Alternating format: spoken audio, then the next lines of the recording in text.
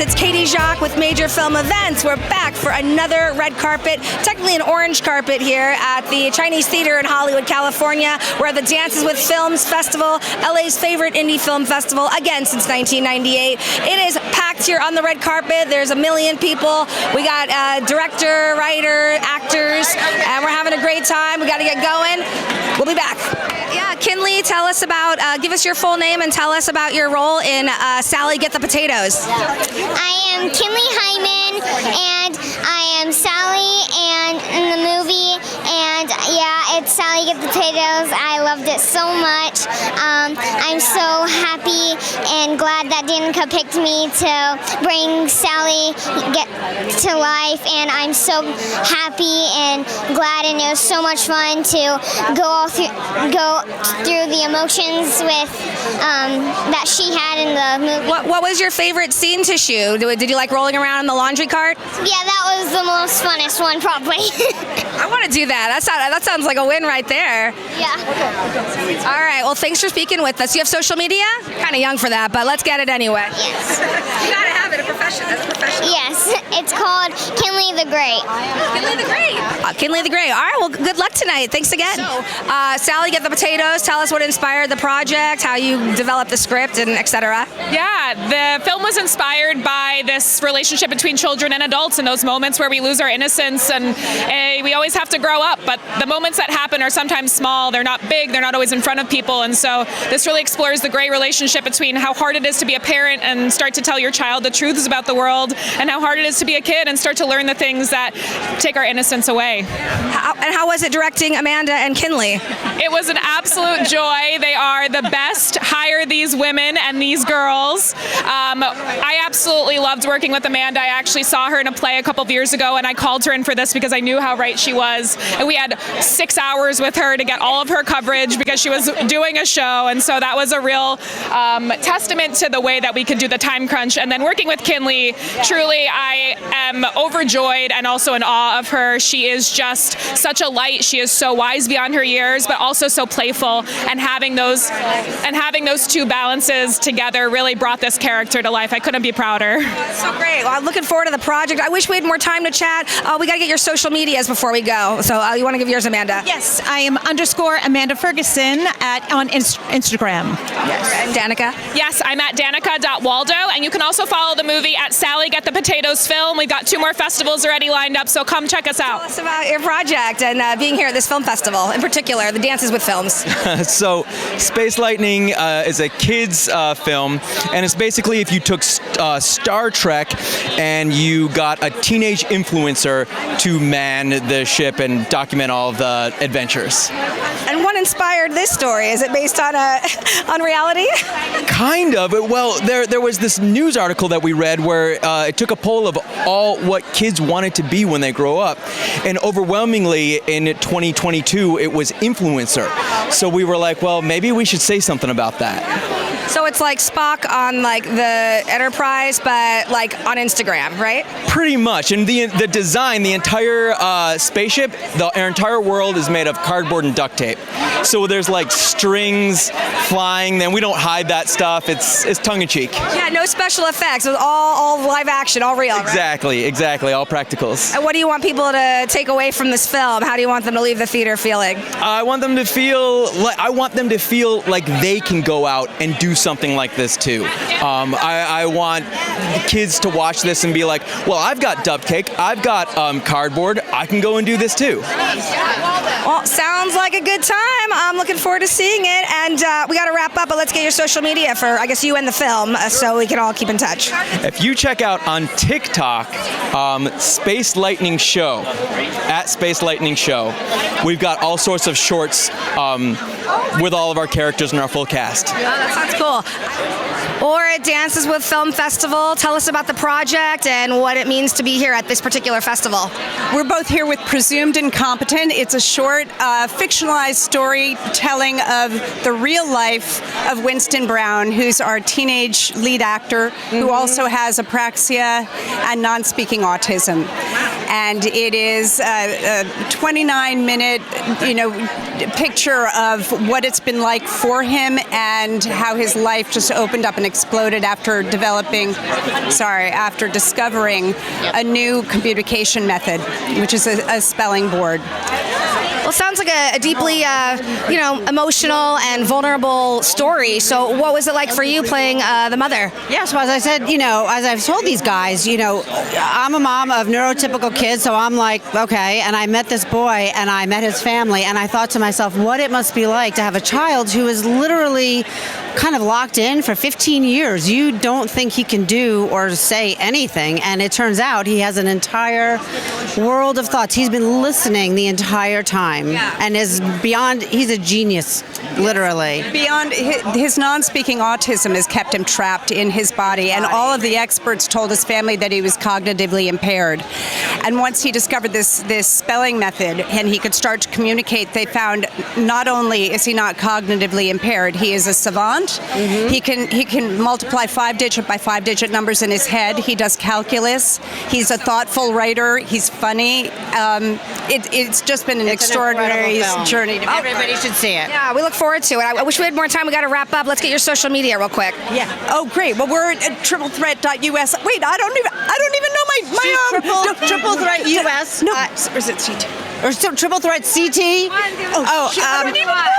Personal. How about we can find you through? We're Triple Threat Academy. We're on Instagram. We're on Facebook, and we're Triple Threat CT or Triple Threat. I don't know, but if you can't find her, I am Deb Katz, and you'll find me. And I'm at Cynthia Gibb 14. Okay, there you go. Deb. Love you guys. Thank you so much. We're here with Carmen and Philip, right? A couple and partners in Story of the Sun.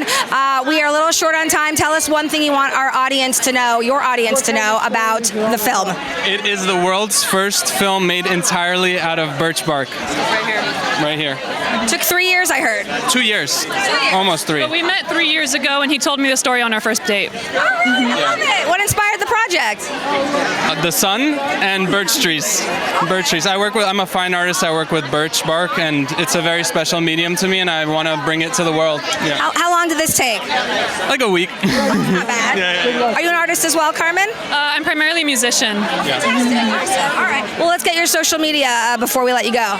Sure. Mine's Humano Humana, not to be confused with Hamana Hamana. And you are? And mine is Philip Gladkoff, Phillip, Gladkoff, Gladkov. Thank you for the spelling. That helps. We'll have fun tonight, guys. I wish we had more time to chat. I love talking to you guys. We are short on time, so I just want to hear about the project and what you want your audience to know about this film. Great. So I'm Shyla Nibby, and my project is Truth Saves the World. And our project is about an African-American girl who's going through life and going through woes, and at the end she finds out she's a feminist. I like that. Excellent. And what time does it premiere? We premiered this morning. Oh, okay. How did it go? Awesome. Yeah. Absolutely awesome. And all right, well, and then let's get your social media so we can follow up on you and the project. Yes, it's Shyla Nibby at Instagram, so come follow us. Perfect. Thanks, Shyla. Thanks so much. Tell us about the genesis of Breaking Eggs, and what was it like directing your daughter? Well, Breaking Eggs actually came about because of I make spaghetti sauce for the family, but I make like so much that I can freeze it for like a month. Right. And my hands have started to hurt because I've been a chef for a while, and my hands started to hurt after I do it too many times. And I started thinking about how much it would suck if I couldn't cook anymore because my hands started to shake. And that's when I came up with Breaking Eggs. So it's a heartfelt story, but it came from like my greatest fears, which is I guess that you may lose your ability to be a chef one of these days. Unfortunately, which is why my daughter, I'm training her to help me cook, and that's kind of what the film's about. Never. There's always a recipe out there that you'll be able to take care of, I'm sure. Yes, indeed. And what do you want the audience to know about how do you want the audience to feel at the end of after they see the movie? Well, I want them to feel like there's always a new beginning, that every obstacle is just a new opportunity. Yeah, there's always hope, and always, the future's unwritten, so I wish we had more time. We got to wrap up. Let's get your social media before we go. Social media? Oh, social media, Breaking Eggs on Facebook, and Ed Lawrence Robinson on Instagram. All right, and you, my dear? The J Robbins on Instagram and everything else. Excellent. And we have social media as well? Social media. That's good. Stay off of it for now. All right, well, nice speaking with you guys. Full name and your role in the project, please? My name is Zoe Marie Robinson. And you play a character in Breaking Eggs? Yeah. Oh, tell us about your role in the project. Tell us about filming the movie. What was your favorite scene to shoot? I think my favorite scene was when I came in the room with all the eggs on the floor. I like that. That sounds fun. Any scene with eggs, any room with eggs really is a win right there. Do you like being at the film festival? Do you like being on the red carpet? Is it fun? Yeah, it's fun. Well, you look fantastic, and I can't wait to see the movie. Thanks for speaking with us. Hi, I'm Noah Benjamin Miller. I am the director, writer, and star of Popped. Pumped. I like it. The title grabbed me alone. What do you want the audience to know about this project? I want them to know that if they like it a lot, then maybe we can have a full season. So pump up the audience, basically. Pump up the audience. Love it. Listen, we are pretty much an amalgamation of Schitt's Creek and Ozark with a baby with a personality disorder and a drug addiction. Just, you're an everyday hero. Right. Exactly. Some anti-hero shit. Sounds like my type of film. Tell us about this necklace, too. I got to ask about that. It's made out of silicone, actually. Everyone thought it was all sharp, but it's really just a bunch of rubber. I love it. Looks good. Okay, social media for everyone as well. Social media. Social media is at NoahBoy, NoahBoy, Instagram, all across the board. I love it. I'm also on Spotify and Apple Music. Excuse-moi. All right. Well, we're going to follow you on all the platforms. Hi, my name is Oscar Slater. I made a fistful of cola and a few Pepsis more. And I'm the writer, director, and one of the main actors in the film. Oh, fantastic. So what was it like wearing all those hats on set? I mean... And the one on your head, too. Yeah, this is actually the one in the film, because I just kind of stored it in my closet, but it was initially very stressful to make because I initially made it to get into my school's cinema arts program. But once I started actually filming it and getting more into it, it started becoming a lot easier and a lot less stressful. I don't have to talk at all. Especially because during all of it, I was with one of my closest friends, and we just bounced off each other a lot better in person during the filming era. Yeah, you kind of found your rhythm and just kind of got comfortable with going forward because you knew you were on the right path, right? Yeah. How did your vision turn out? A lot different than I expected. Initially, it was supposed to be a animation of a Cowboys versus Aliens kind of thing, but that did not work out at all. I definitely thought it was easier than it was, and then that kind of fell apart into just a live action thing, and I couldn't figure out how to make an alien look good, so it was just two cowboys, and I couldn't figure out how to make why they were arguing, and then I was having an argument with my brother about which soda brand was better, and that just gave me the idea to make the film and what the whole plot was. Well, we're looking forward to seeing it. Excellent, guys. So the Nita Zita project, I could already see the New Orleans and French inspired theme we've got going on here. 1920s. Yeah. Well, we are short on time, so tell us what you want the audience to know about the project. We call it our scrappy handmade tale of wonder. It's about these 1920s burlesque dancers and New Orleans eccentrics that have captivated the imagination of many artists that nobody knows. So it's really important to us to tell the story of these muses and unsung women that nobody knows about. Outsider artists. These Jewish women who blazed a trail came from Eastern Europe, escaped anti-Semitism there, and their story is really powerful, and we wanted to tell it. And also we wanted to tell it through the eyes of other outsider artists who have been inspired by them. Yeah, the film has Dita Von Teese in it, Pleasant Gaiman, some real dance icons, incredible music by Stephanie Naffy and J.P. Barriondo, Tony Brennan. Yeah, we've had a really incredible journey. Have you guys worked together before? Is this? This is our first movie together.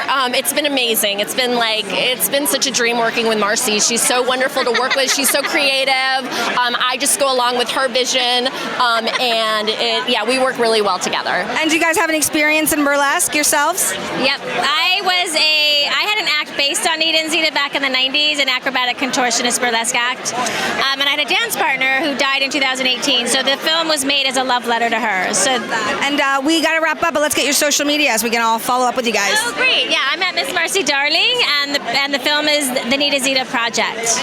And I'm at Sharon H. Gillen. Love it. Excellent. Sharon and Marcy, thanks for speaking with us. How did this story come about?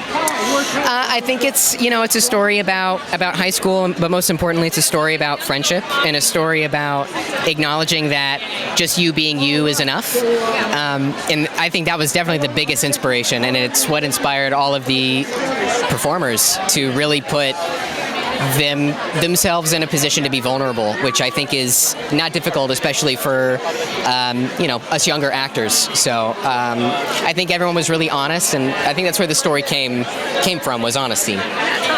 And what do you want people to take away from what message do you want people to walk away with after they see this film? And maybe from your personal experience as an actor on it as well. To don't let everyone around you change who you are. Don't change for fame, don't change for friends, don't change for anybody. Obviously, if it's change that needs to be done, like good change, if you're toxic, change. But don't change to be cool. And that's something that, I really connected with as a performer. Growing up, I dealt with a lot of bullying myself. And so I really was able to feel like I healed some of those parts of myself. I felt like I was talking to little me. And I hope people feel that way too when they watch the film. I hope they feel inspired. I hope they feel that there is a light at the end of the tunnel.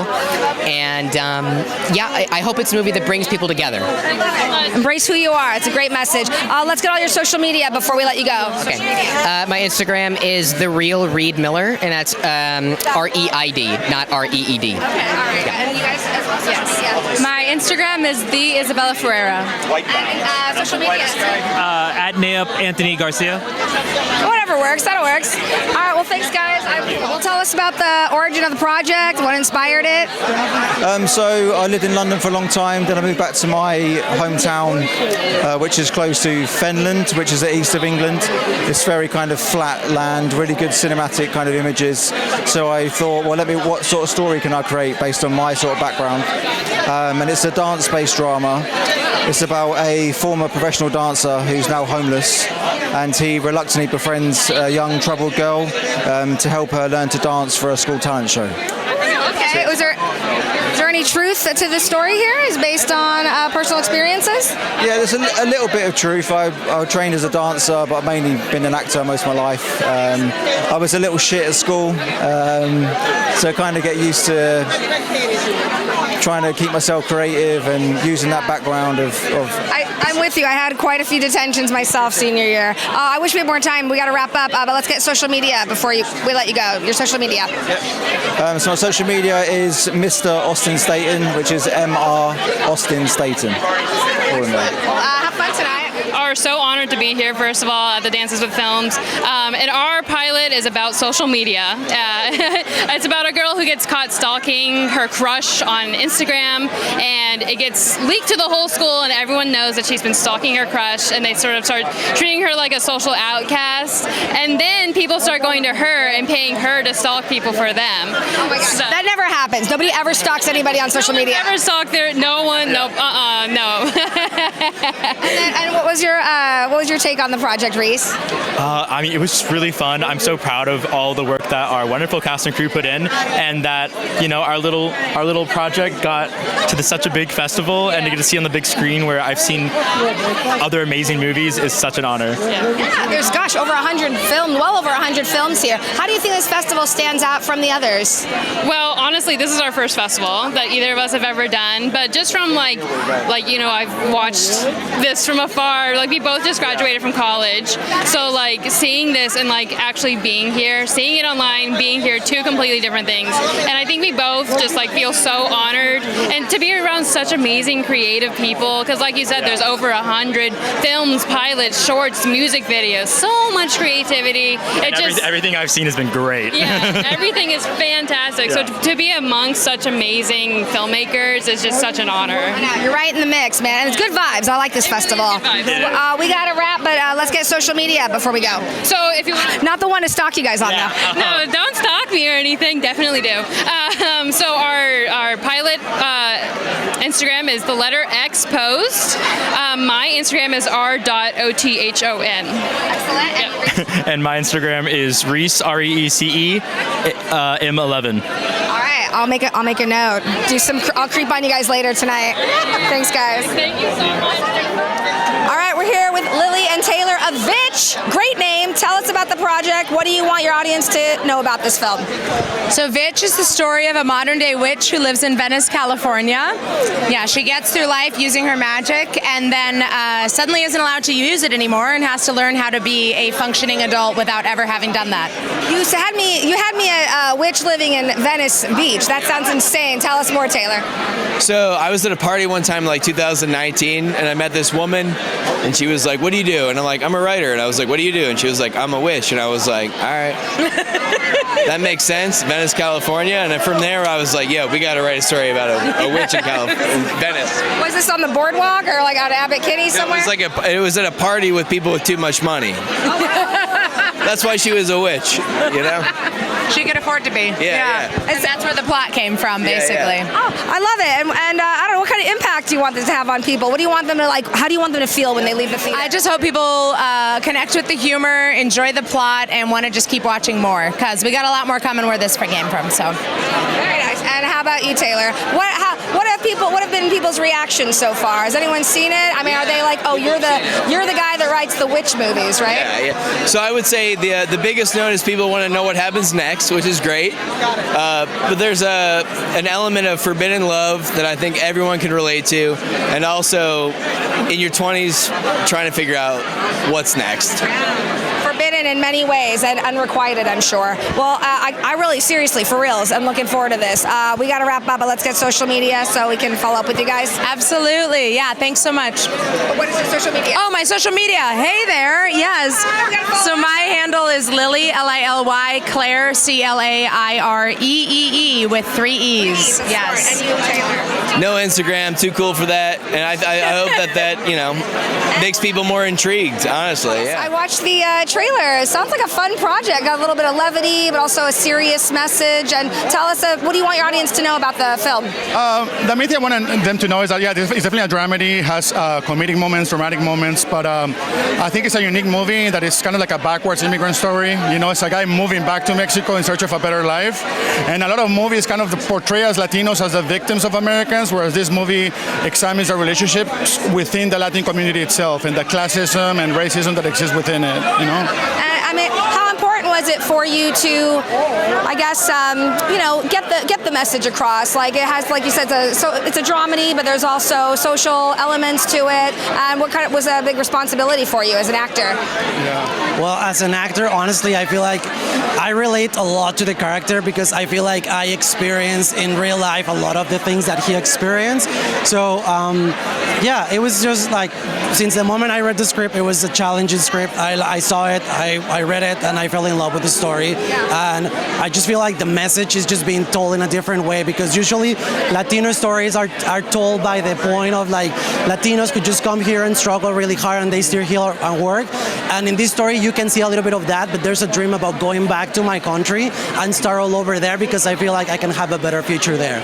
So just like the having possibilities and the options that he thinks that he has are very motivating. Yeah, kind of wrapped up in this like vacation, this fun and like, experience of coming of age too, right? Definitely. I mean, the reason why he chooses to go back at that time is because his best friend Austin, I'm an American kid, the American psychic, the comedic relief for the movie, he wants to go on a spring break trip, so he's like, you know what, I'm gonna leave this country, why not wanna go out with a bang and celebrate spring break like an American would, and then head back to Mexico, Yeah. Well, it sounds cool, man. I'm looking forward to seeing it. I wish we had more time. We got to wrap up, but let's get your social media so we can keep in touch. Please follow us on at Alta Movie and altamovie.com. Okay, just get your social media. And I'm Alex_de la Torre. Excellent, guys. Thanks so much. Well, thanks for speaking with us.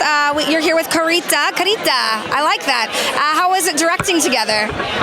It was really fun. We've made a few fashion films together, and so this was our first narrative, and the cast and crew were amazing. It was really intense conditions, just shooting out in the street at night in Tokyo, and we only got shut down by the police every day. That sounds fun. Well, tell us about the genesis of the project and what you want your audience to take away from it. I don't know. I just wanted to make people make a laugh, So. How about you, Virginia? We were aiming for a nostalgic feeling of being in your 20s, being a little bit naughty, not really knowing who you are, having a few laughs, and then little things feeling incredibly intense and dramatic. So we hope that people come and they have fun and maybe choose to behave themselves or not. If you had to describe the film in one sentence, what would you say? Have any a little quick tagline or something for us? Oh God, naughty white girl in Tokyo. Naughty white girl in Tokyo. Oh, I like that. Okay. Was that your first time there? Had you been to Japan before? I'd been there a few times before. We're looking to move there. Tokyo de hikoshimashai. What do you think's the biggest difference between Japan and the U.S. in terms of maybe the culture, the vibe? If you get shut down by the LAPD shooting a short film here, you're not getting your last shot. If you get shut down by the Tokyo police, you might get your last shot, and they'll thank you and bow to you and say, have a good night. Oh, okay. So a little more courteous, it sounds like. Well, we got to wrap up. How do we follow you on social media? You want to hand that out? Well, you can follow us on Karita Short Film or the production company Please Extinguish, or you can follow Koji's handle, who actually has some nice photos. Yeah, Koji, what's yours? Instagram or social media? It's Instagram. It's Koji with .studio. Awesome, guys. Excellent. All right, well, have fun tonight. Great speaking with you. Tamara with Clownfish. What do you want your audience to know about this project? Tell us the genesis of it, maybe a quick description, and what you want everyone to know about the film.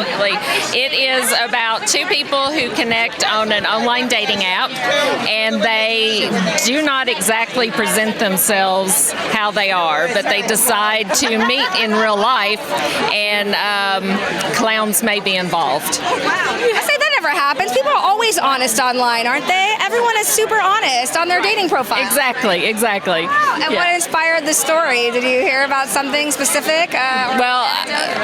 My son is the writer and producer. He's 21, so that is how he dates, is through dating apps. And yes, it's happened to him. And so he thought, this would make a great short. I can relate. I'll tell you, if I talk to your son, I'll tell him, hey, I've been there. We'll have to trade stories. What was it like working with your son? Oh, it's great. I've known for his whole life that he was going to be in film, so I wanted to support him, so he makes it easy with his talent and creativity. Sounds like you're a great mom. Can we follow up with you on social media? Yes, Clownfish has an Instagram called Clownfish_short film. Sounds good. Well, we'll look forward to seeing it. Thank you. Thanks again. All right, here with the cast and crew of Listen Carefully. And Ryan, you wore many hats on this project, yes? That is Tell true. us about it. So I wrote, directed, and played the lead character, and did craft service, and some of the editing. And he did yeah. Well, I produced as well, but yeah, I mean, we can go equal on the craft service. Multitasking. He played 9 to 25 voices as well. So let's hear one. Covered us in blood. So Oh my God! Staged the whole scene. I made the hats you wore. That's true. And then I made some for myself. Sounds like a party. Blood. Well, we got to keep it quick. But what do you want your audience to know about this film, and what do you want them to take away from it? We just wanted to make a really fun psychological horror that was fast and super thrilling, made you kind of think about being a parent, and kind of scared the crap out of you about becoming a parent. Right. Don't leave the window open, right? That's right. Yeah. That's correct. Well, and when does it premiere? When is it tonight? Tonight at 11:15. Tonight. You want us to give you Tonight at 11:15. Well said.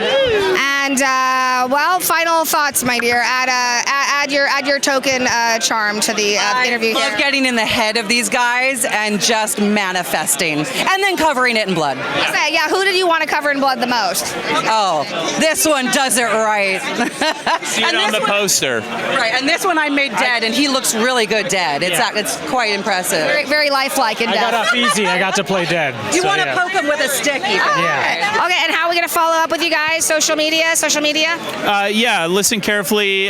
Just on all of literally every social media. It's on YouTube as well, everywhere. Instagram, etc. And how about you guys? Yeah, thearischneider.com, the Ari Schneider, Twitter, and go ahead. We can hear more of your voices on there, right?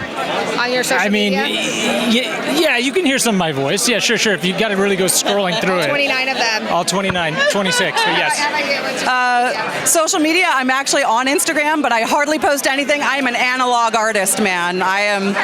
You'll find me on everything he does, but I'm a hands-on artist. I swear I'll post stuff, but it's Audrey Haworth. Audrey Haworth. Like Audrey Hepburn and Rita Hayworth, just get rid of the Y. I like that. That's very theatrical, very Hollywood. I meant to say X, not Twitter. Sorry, I'm still living in the 4 years. Yeah, the Ari Schneider X. Yeah. I'm following Audrey so I can see her throw blood on people. Please post that. Absolutely.